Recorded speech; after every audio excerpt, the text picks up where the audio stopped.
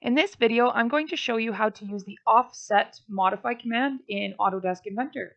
So here I am in my 2D sketch, and our modify commands can be found in our sketch tab, just right here on the ribbon. You can see my mouse dancing around it, and the offset command can be found in the bottom right-hand corner here.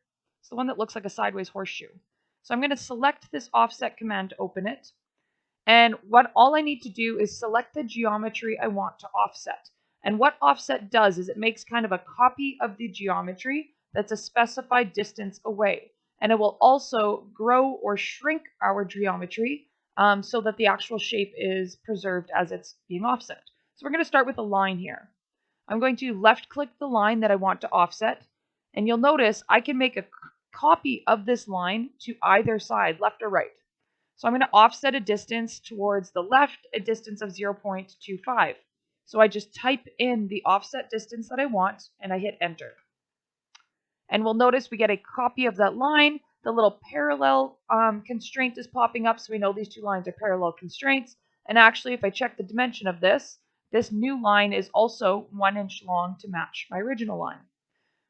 So let's do that again. I'm going to offset. I can select my line, move my mouse whatever distance away I want, and I could just click. I don't have to type in a distance. I could just click and then dimension my distance afterwards. So let's do that. I'm going to place my copy. Notice that there's no dimension between these two because I did not specify a dimension. So then I'm going to come up here to my general dimension button, and I'm going to dimension these two to have a distance of 0.25 away. Because Inventor uses what's called parametric modeling, so things will update once you get in there and you start changing your dimensions around. So we draw first and dimension later.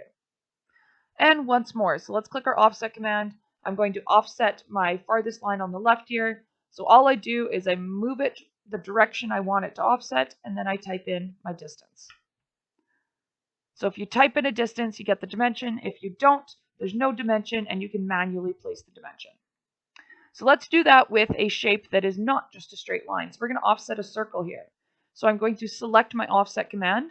I'm going to select my circle. And just like with the line, I can go either direction. I can go into the center of the circle or outside away from the center of the circle. So I just move whichever direction I want and I type in my distance. So I'm going to move to the outside of my circle here and type in a distance of 0.25. So I get a copy of my circle. And this is what I mean by the geometry growing or shrinking. Notice that my new circle definitely does not have a diameter of 1 anymore, because to accommodate that 0.25 distance away, it had to grow. So my new one actually has a diameter of 1 plus 0.25 on one side and 0.25 on the other. So this new circle is a diameter of 1.5, and we can check that with our dimension button.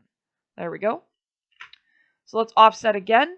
This time I'm going to offset to the inside. So I move my mouse to the inside of my circle, and I can go ahead and type in my distance. Again, I'm going to do 0.25. So I get a new circle on the inside here that is 0.25 away from my original circle.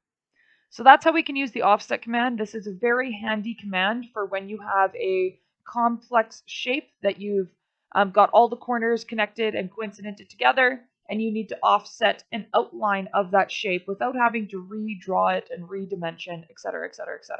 So the offset command can be a really handy tool for giving you an outline or a copy of a shape that's a specified distance away.